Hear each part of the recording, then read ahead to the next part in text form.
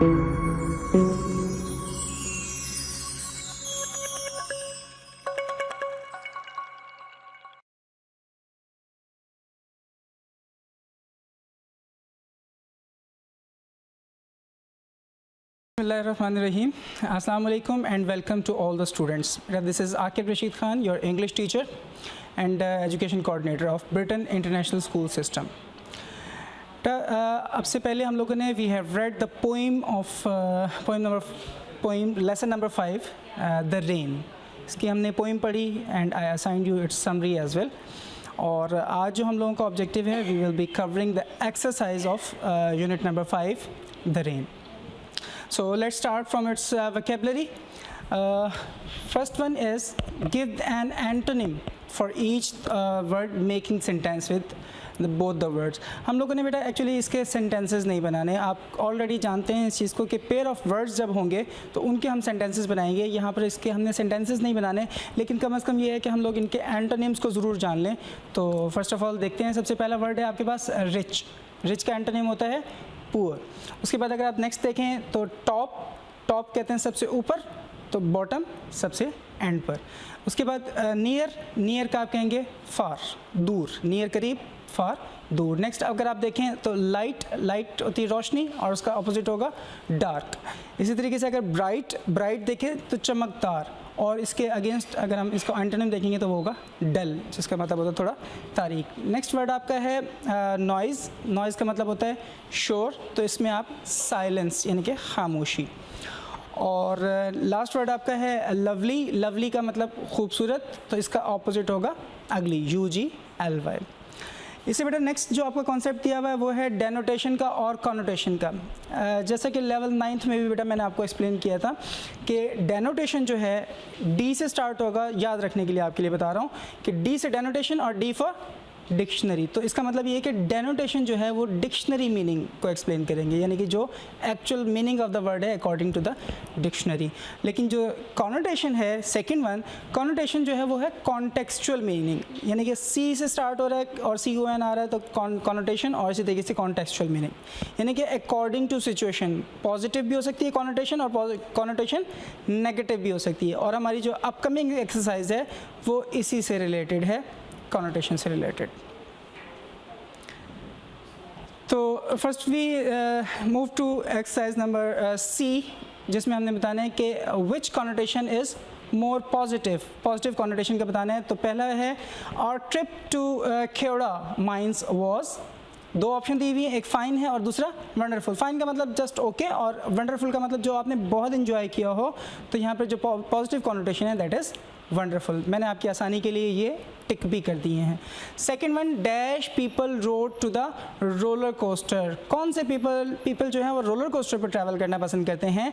Brave people. एक brave की है एग्जांपल और दूसरी फूल हार्डी की. तो brave people road on roller coaster. Brave का मतलब बहादुर और फूल हार्डी का मतलब होता है जो फुलिशली थोड़ा सा टफ एक्सरसाइजेस को ज़्यादा पसंद करते हैं.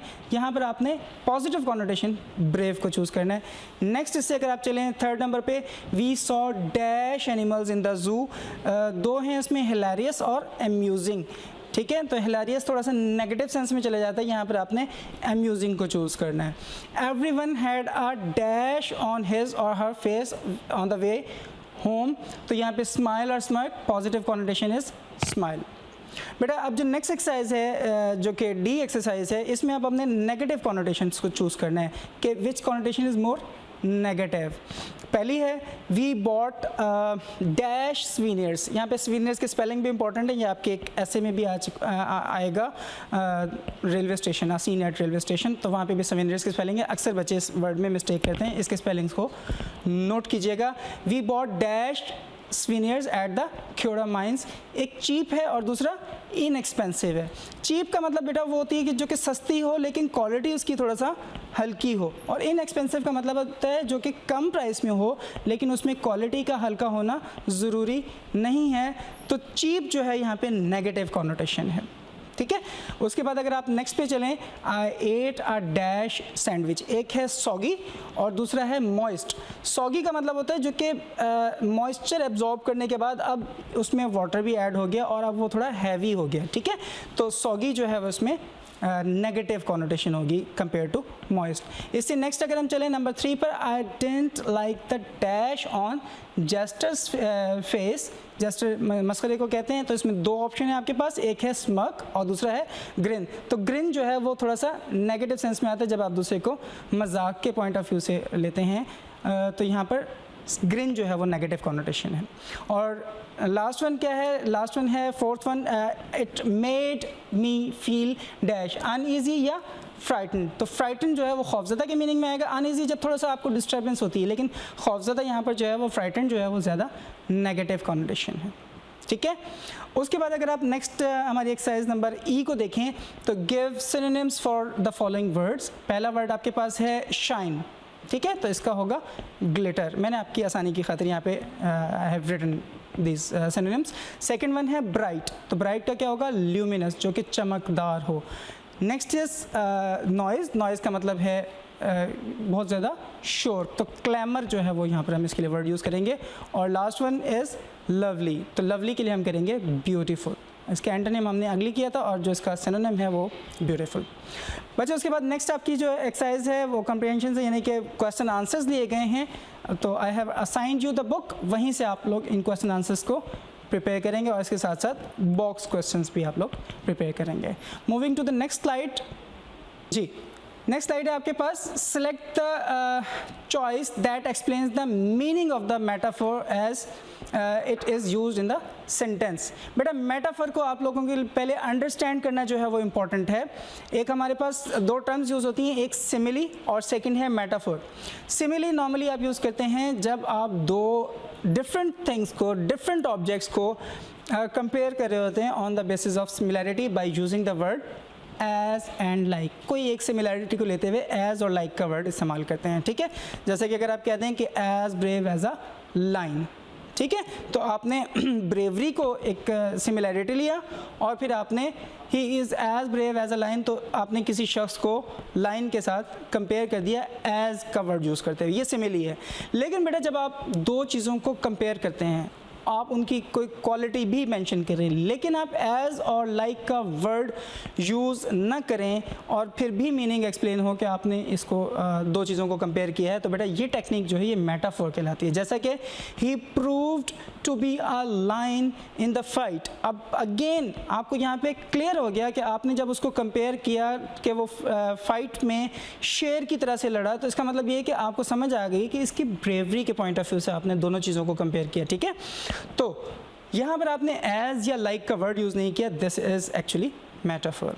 तो लेट्स सी कि कुछ एग्जांपल्स हैं, उनके मीनिंग आपने अंडरस्टैंड करें, very important as far as the synonyms are concern. तो यहाँ पे ये सिनोनिम के पॉइंट ऑफ व्यू से जो आपके लिए इंपॉर्टेंट है और इस लिहाज से भी इंपॉर्टेंट है, हो सकता है ये सेंटेंस आपको कंप्लीटली दिया हो, आपने इसको आइडेंटिफाई करना हो कि ये सिमिली है, मेटाफर है, पर्सोनिफिकेशन है, इमेजरी है, ये कौन सी पोइटिक डिवाइस है, कौन सी पोइटिक टेक्निक है, ठीक है। तो ओके, फर्स्ट वन है जुनैद इज़ एन ऑक्स, ठीक है। ऑक्स आपको पता है कि वो अपनी स्ट्रेंथ के पॉइंट ऑफ व्यू से इंपॉर्टेंट यानी कि जाना जाता है। तो यहाँ पर आपके पास तीन ऑप्शन दी हुई हैं कि वो डेफ है, वीक है या स्ट्रॉन्ग है। तो जैसे मैंने आपको पहले बताया कि स्ट्रेंथ से वो पहचाना जाता है, तो यहाँ पे जुनैद इज़ स्ट्रॉन्ग। सेकंड आपके पास है Waleed is real couch potato. Couch potato आपको थोड़ा सा वर्ड से भी समझ आ रही है कि थोड़ा सा सहल पसंद, थोड़ा सा लेज़ी, तो यहाँ पे जो सेकेंड ऑप्शन है आपके पास Waleed is lazy. C part है बेटा, Shahid is volcano after hearing his brother borrowed his car without permission, ठीक है। तीन ऑप्शन हैं जिसमें आपके पास एंग्री, जापान या ट्रायंगल हेड। तो यहाँ पर आपके पास जो है वो एंग्री, क्योंकि वोल्केनो का मतलब भी वही आ जाएगा कि वो जो कि फट जाना या अपने आपे से बाहर हो जाना, ठीक है। तो उसी मीनिंग में यहाँ पर एंग्री आएगा। नंबर 4 क्या है आपके पास कि Lubna is an apple of her father's eye. Apple of an eye एक फ्रेज़ है जिसका मतलब होता है कि किसी को लाइक किया जाना। तो यहाँ पर है is loved by her father, mad at her father या थर्ड वन आपके पास ऑप्शन है कि एप्पल ट्री, तो एप्पल ट्री नहीं है, लेकिन सी ए ऑप्शन जो है वो आपके पास राइट ऑप्शन है, लव्ड बाय हर फादर। उसके बाद अगर आप नंबर ई को देखेंगे तो उसमें नंबर 5 को देखेंगे, Maria was feeling blue. Feeling blue का मतलब होता है थोड़ा सा सैड होना, ठीक है, तो यहाँ पर सैड की ऑप्शन दी हुई है आपके पास, B option, Maria is was sad. उसके बाद नेक्स्ट है, Faraz is giant in his class. तो जाइंट आपको पता है कि अपनी हाइट की वजह से, अपने बड़े होने की वजह से, अपने बड़े स्टेचर की वजह से जो है वो जाना जाता है, तो यहाँ पर आपके पास जो राइट ऑप्शन है this is Faraz is toll.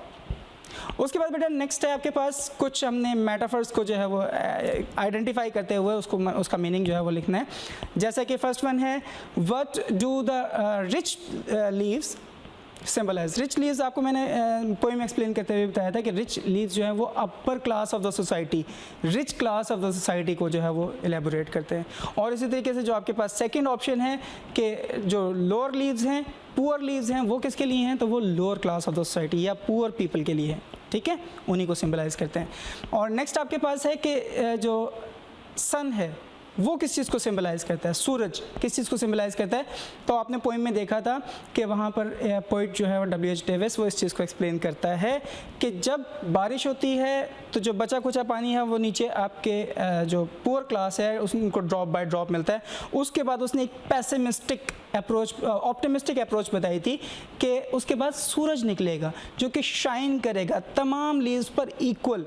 तो ये अल्लाह ब्लेसिंग या अल्लाह की जो अल्लाह ऑलमाइटी की जो ब्लेसिंग है उसको रिप्रेजेंट कर रहा है, तो ये हमने लिखा है the blessings of Allah. Next अगर हम स्लाइड की तरफ चलें, अभी हमने एक कॉन्सेप्ट किया था मेटाफर का, और नेक्स्ट बेटा आपका जो कॉन्सेप्ट आ रहा है this is about personification. Personification very important concept of your figurative language या poetic device.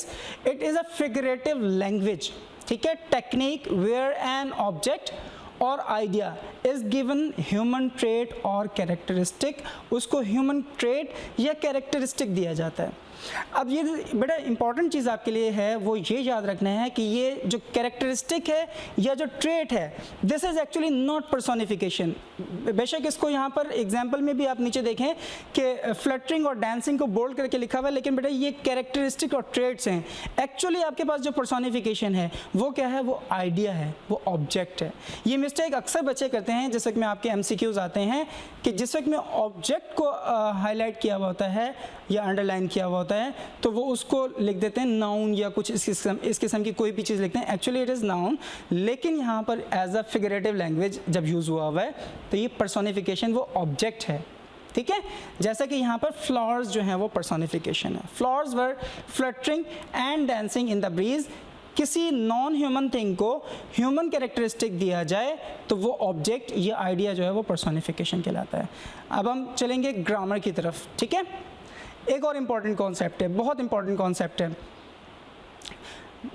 ट्रांजिटिव वर्ब और इनट्रांजिटिव वर्ब। मैंने आपको बताया था कि जो इन का वर्ड है बेटा ये नेगेटिव को शो करता है, ना होने को शो करता है, किसी चीज़ की नेगेशन को शो करता है। इन का वर्ड मोस्टली आपने देखा होगा कैपेबल, इनकैपेबल, ठीक है, सफिशेंट, इनसफिशेंट, बहुत सारे वर्ड्स हैं इन के साथ नेगेटिव मीनिंग देते हैं। यहाँ पर भी बेटा जो ट्रांजिटिव का मतलब है वो है जहाँ पर ऑब्जेक्ट रिक्वायर्ड हो, और इनट्रांजिटिव का मतलब है जहाँ पे ऑब्जेक्ट आपके पास रिक्वायर्ड ना हो, ठीक है। तो ऑब्जेक्ट रिक्वायर्ड होगा तो ट्रांजिटिव वर्ब, ऐसा वर्ब जिसके बाद ऑब्जेक्ट आ जाए, और ऐसा वर्ब जिसके बाद बेटा ऑब्जेक्ट ना आए या जिसका मीनिंग जो है वो विदाउट ऑब्जेक्ट जो है वो क्लियर हो जाए, ठीक है, तो वो इनट्रांजिटिव वर्ब है। अब हम एक्सरसाइज की तरफ चलेंगे। इसको ज़रा थोड़ा सा गौर से समझना है कि क्यों कोई वर्ब जो है हमने ट्रांजिटिव कहा और क्यों किसी वर्ब को हमने इनट्रांजिटिव कहा। पहली एग्जाम्पल अगर आप देखें तो पहली एग्जाम्पल में दिया हुआ है द सन शाइन्स ब्राइट। अगर मैं सेंटेंस को यहीं ख़त्म कर देता हूँ कि द सन शाइन्स, सूरज चमकता है, तो यहाँ पर सेंटेंस आपका कंप्लीट मीनिंग दे रहा है। ब्राइट चमकता है ये उसको इलेबोरेट ज़रूर कर रहा है, लेकिन ये इसका ऑब्जेक्ट नहीं है, ये एडवर्ब के तौर पे यूज़ हुआ हुआ है कि शाइन को इलेबोरेट कर रहा है, एडवर्ब है, it is not an object. Object जो है वो हमेशा नाउन की फॉर्म में आएगा, ठीक है। तो इस वजह से इसके सामने मैंने आई लिखा हुआ है कि ये इनट्रांजिटिव वर्ब है। सेकेंड वन अगर आप देखें आई हियर अ नॉइज़, अगर मैं यहाँ पर सेंटेंस को ख़त्म कर दूँ आई हियर, तो बेटा आपको मीनिंग कंप्लीट नहीं जाएगा। मैं क्या सुनता हूँ, आई हियर अ नॉइज़, मैं शोर सुनता हूँ, ठीक है। तो यहाँ पर ऑब्जेक्ट आपको रिक्वायर्ड है बेटा, ये ट्रांजिटिव वर्ब है। थर्ड वन अगर आप देखें, Ali drives the car carefully. Ali drives पे ख़त्म कर देते हैं सेंटेंस तो आपको कंप्लीट सेंस नहीं मिलेगी। क्या ड्राइव कर रहा है? कार ड्राइव कर रहा है, ठीक है। तो यहाँ पर ये भी अगेन आपके पास ट्रांजिटिव ऑब्जेक्ट है, ट्रांजिटिव वर्ब है। नंबर 4 को देखें, you got angry with your sister. You got angry with your sister में आपके पास ये यहाँ पर जो विद योर सिस्टर है ये प्रेपोजिशंस के साथ तो ज़रूर दिया हुआ है, ठीक है। ये प्रेपोजिशन के साथ जो होगा वो डायरेक्ट ऑब्जेक्ट नहीं कहलाएगा, ओके। तो you got angry with your sister ये इनट्रांजिटिव वर्ब है, ओके।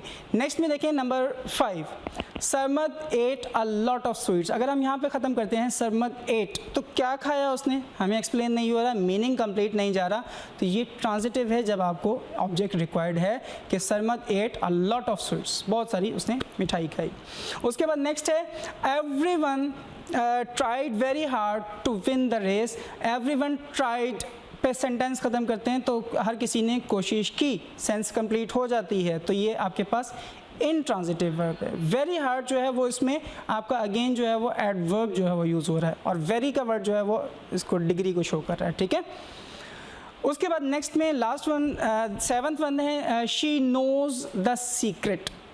शी नोज़ क्या जानती है वो, सीक्रेट को जानती है। शी नोज़ द सीक्रेट, राज को जानती है। तो ये जो नोज़ का वर्ड है यहाँ पर as a transitive verb use हुआ है। अब बेटा कुछ जहन में सवाल ऐसे भी आते हैं हमारे पास कि कुछ वर्ब्स हैं वो एट अ टाइम ट्रांजिटिव और इनट्रांजिटिव के तौर पे भी दोनों जगह यूज़ होते हैं। आप मेरे से कोई क्वेश्चन पूछें और मैं कहूँ यस आई नो, तो फिर ये नो का वर्ड जो है अब अगेन यहाँ पर जो है इनट्रांजिटिव बन जाएगा। हम नेक्स्ट स्लाइड पर देखते हैं कि कौन से वर्ब्स ऐसे हैं जो कि ट्रांजिटिव और इनट्रांजिटिव दोनों मीनिंग दे रहे हैं। जैसा कि आप हैंग को देख लें यहाँ पर, ठीक है। Hang, she Hanks the painting on the wall. Hang करती, शी हैंग्स, क्या हैंग करती है? She Hanks the painting, object required है यहाँ पर, तो बेटा ये ट्रांजिटिव वर्ब है। लेकिन अगर आप इसी हैंग को सेकंड सेंटेंस में देखें, the painting Hanks on the wall. The painting Hanks, लटकती है, ठीक है, या लटकी रहती है, तो बेटा ये जो है यहाँ पर इस केस में अब जो है वो ये इनट्रांजिटिव वर्ब के तौर पे यूज़ हुआ है। उसके बाद अब हम नेक्स्ट एक्सरसाइज को देखेंगे। कुछ प्रेपोजिशंस हैं, आपको प्रेपोजिशंस जो है वो बुक से भी करवाई गई हैं, कुछ हम लोग ऐड कर लेते हैं। ये प्रेपोजिशंस भी आपके लिए जो है वो इंपॉर्टेंट हैं। पहली वाली को देख लें अगर हम, तो getting out of the bed, Sara is getting out of the bed, तो गेटिंग के साथ आउट आ जाएगा, बेड से उठना। नेक्स्ट है गोइंग अप, ठीक है। उसके बाद अगर आप नेक्स्ट को देखें, the furniture is in the van, तो किसी चीज़ के ऑलरेडी पहले से मौजूद होना अंदर प्रेमिसेस के अंदर, तो इन आ जाएगा, ठीक है, ओके। उसके बाद नेक्स्ट है flat upon a shop. My friend lives in a flat upon a shop, shop के ऊपर एक फ्लैट है उसके ऊपर रहता है। The boss is coming through the corridor, ठीक है, कॉरिडोर के रास्ते से आना, coming through the corridor.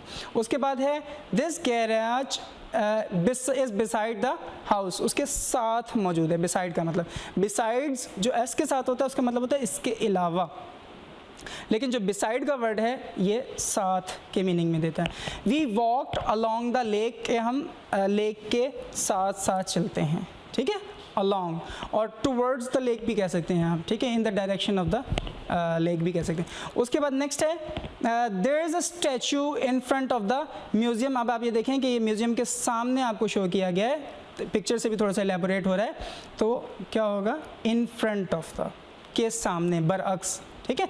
Hasan and Ali are walking dash the stadium, walking out of the stadium, stadium से बाहर जा रहे हैं, जैसा कि इनकी डायरेक्शन भी आपको शो कर रही है कि ये बाहर की तरफ, वॉकिंग आउट ऑफ द। उसके बाद बेटा नेक्स्ट अगर आप कॉन्सेप्ट देखेंगे तो ये भी अगेन आपकी प्रेपोजिशन से मुतालिक हैं कि सूटेबल प्रेपोजिशंस आपने लगानी है, आपके MCQs पॉइंट ऑफ व्यू से ये इंपॉर्टेंट है। इट फ्लू, अब यहाँ पे एक फ्लाई के बारे में बताया हुआ है और मुख्तलिफ उसकी ये जैसा कि आपको शेप भी दी हुई है कि वो उसको मुख्तलिफ डायरेक्शंस में शो किया हुआ है कि चेयर के, अब ये देखें चेयर के नीचे से गुजरता हुआ उसको दिखाया है, तो अंडर द चेयर। नेक्स्ट में है कि crawled dash the chair leg, chair leg की क्या था, अप द चेयर लेग। उसके बाद नेक्स्ट है stopped on the desk for a moment, desk के ऊपर कुछ देर के लिए रुकी। उसके बाद टेलीफोन के गिर्द ये आपको सर्कल जो दिया हुआ है इससे पता लग रहा है आपको कि अराउंड द टेलीफोन। और लास्ट में है इन टू द ड्रॉर, ड्रॉर के अंदर। जब पहले मैंने आपको बताया था अभी इन के बारे में कि जब चीज़ पहले से अंदर प्रेमिसेस में मौजूद है तो उसको इन यूज़ करेंगे, लेकिन अगर कोई चीज़ एंटर होती है, ठीक है, किसी चीज़ के अंदर, तो फिर हम इनटू कहेंगे। तो इनटू द ड्रॉर, और फिर लास्ट में क्या है, through the window, it went through the window, और ये विंडो से जाती हुई बाहर जो है वो दिखाई है, तो वेंट थ्रू द विंडो। उसके बाद बेटा एक्टिव वॉइस और पैसिव वॉइस की एक एक्सरसाइज है। बेटा ये आपके एक्टिव और पैसिव वॉइस यो अगेन पिछले लेसन में भी आई थी, अगेन यहाँ पे भी एक्सरसाइज आई है। बेटा ये इस पॉइंट ऑफ व्यू से इंपॉर्टेंट नहीं है कि आपने एक्टिव वॉइस के पैसिव वॉइस बनाने, हाँ correct form of the verb के पॉइंट ऑफ व्यू से जो वो इंपॉर्टेंट है। पहला सेंटेंस हम देखते हैं, we dash a letter the day before yesterday. यहाँ पर आपको हिंट दिया हुआ है कि आपने टू सेंड यानी कि एज अ वर्ब सेंड को यूज़ करना है और पास्ट इंडेफिनिट टेंस में यूज़ करना है उसको। तो यहाँ पर पास्ट इंडेफिनिट का जब पैसिव वॉइस आप यूज़ करेंगे तो यहाँ पर we were sent a letter day before yesterday, के एक दिन पहले कल हमें लेटर भेजा गया। सेकंड अगर आप देखें कि this car dash dash it's cold, ठीक है, आपके पास यहाँ पे जो ऑप्शन दी हुई है वो है नॉट और फिर साथ में दिया हुआ टू स्टील, और पास्ट इंडेफिनिट टेंस में आपने अगेन इसको जो है वो यूज़ करना है। अब देखें बेटा यहाँ पर आपको ऑब्जेक्ट बताया हुआ है, जब आपके पास स्टार्ट में सब्जेक्ट हो, कोई काम को करने वाला बताया हुआ, सब्जेक्ट बताया हुआ, तो आप उसको एक्टिव वॉइस में इस्तेमाल करेंगे, लेकिन जब आपको ऑब्जेक्ट पहले बताया हुआ है तो फिर वहाँ पर आप इसको पैसिव वॉइस में यूज़ करेंगे। This car was not to be stolen, not to be stolen passive voice में करेंगे। उसके बाद नंबर 3 है अ न्यू रेस्टोरेंट।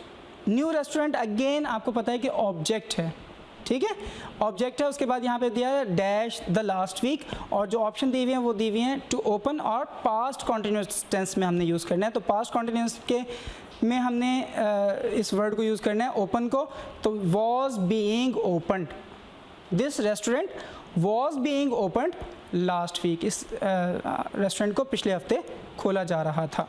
उसके बाद नेक्स्ट देखेंगे he dash to party yesterday. Yesterday का वर्ड भी आपको बता रहा है कि ये पास्ट इंडेफिनिट ही होगा, और यहाँ पे आपने इनवाइट को जो है वो साथ में वर्ड को यूज़ करना है। तो he was invited to the party yesterday, ठीक है, ओके, पास्ट इंडेफिनिट टेंस में। उसके बाद नेक्स्ट है last one, I dash the book by my friend, और यहाँ पे गिव को आपने पास्ट कॉन्टिन्यूस में यूज़ करना है। तो I was being given the book by my friend, bye my friend आपको अगेन शो कर रहा है कि ये पैसिव वॉइस का सेंटेंस है। तो I was being given the book by my friend. इसके बाद बेटा हम नेक्स्ट एक्सरसाइज की तरफ, एक्सरसाइज यहाँ पे हमारी यूनिट नंबर 5 की कंप्लीट हो चुकी है। आपका आज के लेक्चर में ऐसे नंबर 4 कर्टेसी जो है वो साथ में इंक्लूडेड है। तो हम लोग इसमें कुछ एक दो चीज़ें जो है वो मैं एक्सप्लेन करता जाऊंगा, बाकी you have to learn it, और जब आप इसको लर्न कर लेंगे तो बेटा आप मुझे अपनी असाइनमेंट जो है वो सबमिट करवाएंगे। फर्स्ट हाफ की मुझे अब आज के लेक्चर के बाद आप इवनिंग तक मुझे सेंड कर दें, और जब हम इंशाल्लाह second half day after tomorrow करेंगे तो फिर आप मुझे सेकंड हाफ की भी असाइनमेंट सबमिट करवा देंगे। बेटा ऐसे के हवाले से आपको ऑलरेडी मैं कुछ गाइड पहले भी कर चुका था, कुछ क्वेश्चन आप ही लोगों की तरफ से आए थे कि सर ऐसे को अटेम्प्ट कैसे करना है। बेटा इसमें मैंने आपको बताई थी कुछ चीज़ें, लाइक सबसे पहले अगर मैं यहाँ पर देख लूँ तो हेडिंग को बेटा आप लोग थोड़ा बोल्ड करके लिखेंगे, बड़ा करके लिखेंगे, क्वेश्चन नंबर पहले मेंशन करेंगे, फिर आपने हेडिंग को मेंशन करना है थोड़ा सा बोल्ड करके, डबल अंडरलाइन करेंगे इसको।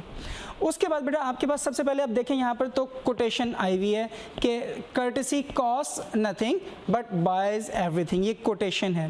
बेटा आप कोटेशन जब भी लिखेंगे उसको अगर फ़र्ज़ करें कि पेज की विड्थ इतनी है तो दोनों साइड से एक एक वर्ड अंदर करके इंडेंट करके लिखेंगे, एक वर्ड का गैप राइट से, एक वर्ड का गैप लेफ्ट से छोड़कर आप इंडेंट करके लिखेंगे। अगर तो ये है पोइटिक लाइन या कोई पोइटिक वर्स, ठीक है, तो उसमें फिर आप हर लाइन को उसी तरीके से अलाइन भी करेंगे कि हर लाइन में आपने, लेकिन अगर ये कोई फॉर एग्जांपल कोई सेइंग है किसी क्रिटिक की या किसी बड़े स्कॉलर की, तो फिर उसमें क्या करेंगे आप कि इंडेंट करने के बाद जो नेक्स्ट वर्ड अगर फ़र्ज़ करें एक या दो बच गए तो उसको भी सेंटर में करके, बिल्कुल सेंटर में करके लिखेंगे, ठीक है। तो फ़र्ज़ करें कि अगर यहाँ पर आपकी जो पहली कोटेशन है courtesy cost nothing but buys everything। अगर फ़र्ज़ करें आपकी लाइन आती है कि courtesy cost nothing but, यहाँ तक पहली लाइन में 4 वर्ड आ चुके हैं, तो नेक्स्ट के जो दो वर्ड्स हैं buys everything, उनको आप इधर से लेफ्ट से नहीं लिखें बल्कि सेंटर में करके लिखते हैं। बायज एवरीथिंग को बिल्कुल सेंटर में, स्टार्ट में भी कोटेशन मार्क्स, एंड पर भी कोटेशन मार्क्स, और इसको सिंगल अंडरलाइन साथ साथ कर दें। बेटर इट इज़ कि आप उसके बाद एक लाइन छोड़ दें। फिर बेटा जब फर्स्ट पैराग्राफ है, जब भी कोई पैराग्राफ आप स्टार्ट करेंगे तो पैराग्राफ स्टार्ट करते वक्त अगेन आपने लेफ़्ट से 1 वर्ड जो है वो गैप देना है। 1 वर्ड गैप के बाद स्टार्ट करेंगे। आप उसको 2 फिंगर्स गैप कह सकते हैं या 1 वर्ड गैप कह सकते हैं, ठीक है। बेटा पहले जो पैराग्राफ है इसको थोड़ा सा मैं इलेबोरेट करता जाऊँ। हर पैराग्राफ में आपने इसी तरीके से 1 वर्ड गैप देना है, और पहले पैराग्राफ में हमने कर्टेसी का मीनिंग दिया हुआ है, ठीक है, कि इसका मतलब क्या है, टू हैव गुड मैनर्स या पोलाइट होना दूसरों के साथ। फिर उसका हमने मीनिंग अंडरस्टैंड करने के लिए एक एंटोनिम भी उसका दिया हुआ है कि उसका एंटोनिम है क्रूअल्टी। तो क्रूअल्टी का ये एक्चुअली ऑपोजिट है। क्रूअल्टी का मतलब होता है किसी के साथ सख्ती से पेश आना, जुल्म तशद्दुद करना, लेकिन उसका एंटोनिम है कर्टेसी। कर्टेसी का मतलब होता है कि आप किसी के साथ उम्दा अखलाक से पेश आते हैं, आपके मैनर्स बेहतर होते हैं, ठीक है, आप किसी के साथ पोलाइटली बिहेव करते हैं, ठीक है। ये तमाम चीज़ें हैं कर्टेसी, उसका मीनिंग और फिर उसका एंटोनिम। नेक्स्ट अगर आप पैराग्राफ में देखें तो हम यहाँ पे सजेशन दे रहे हैं कि लोगों को कर्टियस होना चाहिए, उनको अपने मैनर्स को इम्प्रूव करना चाहिए, ठीक है। तो वो कहते हैं कि they should be motivated to improve their conduct. अब उनको ऐसी हम तरगीब दें, ऐसी मोटिवेशन दें कि वो दूसरों के साथ भी कर्टियस हो जाएं, और ये हर किसी को पसंद होता है। आप अपने लिए भी यही लाइक करते हैं कि दूसरे लोग आपके साथ कर्टियसली बिहेव करें, तो सेम यू शुड डू कि आप रिस्पेक्ट दें, आप मैनर्स के साथ पेश आएँ, आप अच्छा कंडक्ट दें दूसरों को, और इन रिटर्न सेम आप अर्न कर लें, ठीक है। अगर हम इसके नेक्स्ट पैराग्राफ में देखें तो हम ये देखते हैं, अगेन कोटेशन से स्टार्ट है, और कोटेशन का मैंने आपको बताया कि उसको आपने इंडेंट करके लिखना है कि politeness is the art of choosing among one's thoughts. Politeness क्या है? एक्चुअली आपने अपने थॉट्स ही में जो बेस्ट चीज़ें हैं, जो बेस्ट चीज़ें हैं, उन्हीं को आपने एक्सट्रैक्ट उसका लेकर और उसी को लोगों को प्रेजेंट करना है। आपके कैरेक्टर को, आपके थॉट्स की प्योरिटी को ही एक्चुअली जो है वो पोलाइटनेस शो करती है, और कर्टेसी भी उसी चीज़ का नाम है, ठीक है। यहाँ पर अब आप इसका कर्टेसी का पर्पस बता रहे हैं कि अगर आप यानी कि पोलाइट हो जाते हैं, आप कर्टियस हो जाते हैं, तो फिर आप दूसरों के साथ जो है वो आप वेल मैनर्ड हो जाते हैं, तो उसका बेनिफिट जो है वो सेकंड पैराग्राफ आपको वो सारा का सारा एक्सप्लेन कर रहा है, ठीक है। फिर अगर आप पैराग्राफ नंबर 4 की तरफ आ जाएं तो वो बता रहे हैं कि a courteous man is pleasant and polite to everybody, वो सब लोगों के साथ। अब जब वो कर्टियस हो गया, उसने तमाम ट्रेड्स अपने अंदर वो ले आया, वो अच्छी बुक्स उसने पढ़ी, उसने अच्छे लोगों के साथ उठना बैठना शुरू किया, लोगों के साथ अच्छा बर्ताव शुरू किया, तो अब वो लास्ट में उसको बता रहे हैं कि वो अब वो बिहेव कैसा करेगा। अपने अंदर कर्टिसी ले आया है तो अब वो बिहेव कैसे करेगा। तो ये बेटा मैंने फर्स्ट पेज जो है वो आपको असाइन किया है, उसी को मैंने थोड़ा सा एलेबोरेट किया है, आप इसको लर्न करेंगे और आज शाम तक मुझे बेटा आप अपनी असाइनमेंट्स जो है वो सबमिट कराएंगे। विद दिस आज का बेटा आपका लेक्चर ओवर हो चुका है, जिसमें हमने यूनिट नंबर 5 द रेन की हमने बेटा एक्सरसाइज की है, और साथ में एसे जो है वो हमने उसका फर्स्ट हाफ किया है कर्टेसी। तो with this thank you very much बेटा, stay at home, stay safe, may Allah bless you.